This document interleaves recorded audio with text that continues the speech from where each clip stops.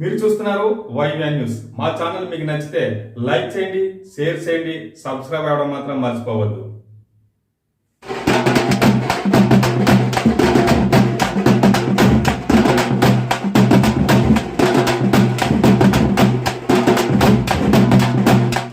మీరు ఒక్కసారి అర్థం చేసుకోండి. 2014-19లో నేను ఎమ్మెల్యేగా ఉండేటప్పుడు ఈరోజు ఇక్కడ ఈ కాలనీ, దుర్గా కాలనీకి కానీ, రాజు కాలనీ కానీ, అంబేద్కర్ కాలనీకి కానీ ఎక్కడైనా కూడా ఒక రోడ్డు పడిందంటే అది తెలుగుదేశం పార్టీ హయాంలో పడింది.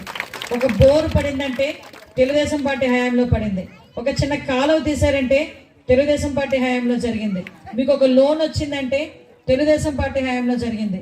మీ పిల్లలు బెస్ట్ అవైలబుల్ స్కూల్స్లో, ప్రైవేట్ స్కూల్స్లో ఫ్రీగా చదువుకున్నారంటే తెలుగుదేశం పార్టీ హయాంలో జరిగింది. మీ పిల్లోడు చదువుకున్న చదువు విదేశాల్లో చదువుకోవడానికి కూడా చంద్రబాబు నాయుడు గారు ఆస్కారం ఇచ్చారంటే అది తెలుగుదేశం పార్టీలోనే జరిగింది. అంటే ఒక దళితులకి న్యాయం జరిగింది అంటే అది తెలుగుదేశం పార్టీలో తప్పించి వేరే పార్టీలో లేదు. ఇప్పుడున్న వైఎస్ఆర్సీపీ పార్టీ గురించి మనం మాట్లాడాలనుకుంటే మిమ్మల్ని అందరినీ మోసం చేశాడు. అమ్మ మమ్మల్ని అందరినీ ఎలా మోసం చేశాడమ్మా అని అనుకోవచ్చు. మిమ్మల్ని అందరినీ కూడా నా దళితులు మాట్లాడితే నా దళితులు నా దళితులు నా దళితులు అంటాడు. దళితుల దగ్గరికి వస్తే పక్కన కూర్చోబెట్టుకునే ధైర్యం లేదు. ఈరోజు దళితులు ఎన్ని రకాలుగా ఇబ్బందులు పెడుతున్నారో మీకు చెప్పాలి. అధికారం కోల్పోయిన తర్వాత మేము రోడ్లకి, కరోనా టైంలోనే కూడా మేము రోడ్లకి అన్ని రకాలుగా అందరికీ కూడా అండగా నిలబడాలనుకున్న సమయంలో మాస్క్ లేదు హాస్పిటల్లో అని చెప్పిన పాపానికి నర్సీపట్నంలో డాక్టర్ సుధాకర్ అని ఒక దళిత వైద్యుడు, దళిత డాక్టర్, మన కుటుంబంలో డాక్టర్ చదవాలంటే ఎంత కష్టపడాలో మనందరికీ తెలుసు. డాక్టర్ చదువు అన్నది ఎవరో పెద్ద పెద్దోళ్ళు డబ్బున్న వాళ్ళు చదివించుకుంటారు తప్పించి మామూలు చదువుకోలేరు అన్నది ఉంటుంది మనకి. అటువంటిది డాక్టర్ అయిన వాడిని పిచ్చోడిని చేశారు. 2 చేతులు వెనక్కి కట్టి చొక్కా ఇప్పేసి నడి రోడ్డు మీద మోకాల మీద కూర్చోబెట్టి ఇంతకీ అతను చేసిన తప్పేంట్రా అంటే కరోనా టైంలోని మాస్కులు లేవు, ఎలా మమ్మల్ని వైద్యం చేయమంటారని ప్రెస్ ముందుకు వచ్చి అడిగాడని అతని పరువు పోయిందని అతని పిచ్చోడిని చేసి ఈరోజు పరిస్థితి ఏందిరా అంటే అతనుగా చనిపోయే పరిస్థితి, చచ్చిపోయాడు మనిషి. ఈరోజు ఇసుక వ్యాపారానికి అడ్డుగా తగిలాడని రాజమండ్రి పోలీస్ స్టేషన్లో కూర్చోబెట్టి ఒక దళిత యువకుడికి గుండు చేయించారు. అరే గుండు ఎందుకు చేయించారు అని చెప్పి పోలీస్ కంప్లైంట్ ఇస్తే ఒక పోలీస్ ముందుకు రాలేదు. దాని గురించి మాట్లాడమంటే సీఎం జగన్మోహన్ రెడ్డి మాట్లాడితే నా దళితులు అంటావు కదా, మరి అన్యాయం జరిగినప్పుడు ఎందుకు ముందుకు రాలేకపోవాలి? అక్కడ ఒక ఎమ్మెల్సీ, రాజకీయంగా ఉన్న ఒక ఎమ్మెల్సీ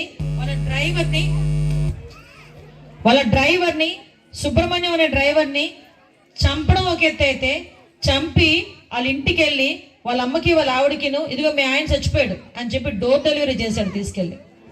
ఎంత ధైర్యం లేకపోతే, ఎంత వాళ్ళకి అంటే చులకన లేకపోతే ఒక దళితుడిని చంపి తీసుకెళ్ళి డోర్ డెలివరీ చేస్తారా? ఇలాంటి సంఘటనలు చూస్తే నేనే చూశాను. నియోజకవర్గంలో, పులివెందుల నియోజకవర్గంలో, జగన్మోహన్ రెడ్డి గారు నియోజకవర్గంలో నాగమ్మ అని ఒక మహిళని అతి దారుణంగా చంపారు.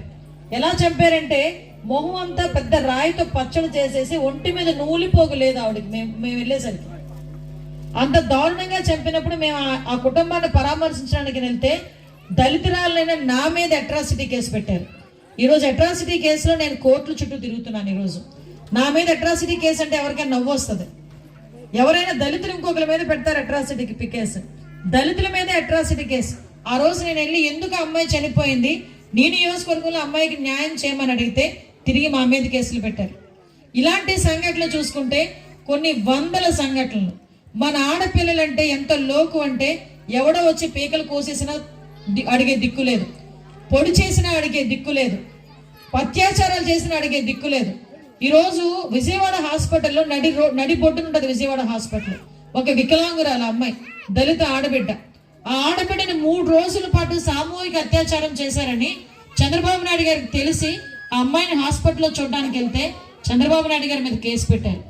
అంటే ఈరోజు మాట్లాడితే దళితులను ముద్రించేస్తున్నానని చెప్తున్నా ఈ జగన్మోహన్ రెడ్డి మరి ఇంతకు ముందు చంద్రబాబు నాయుడు గారు ఇచ్చిన 27 స్కీముల్ని ఎందుకు ఈరోజు రద్దు చేశాడు?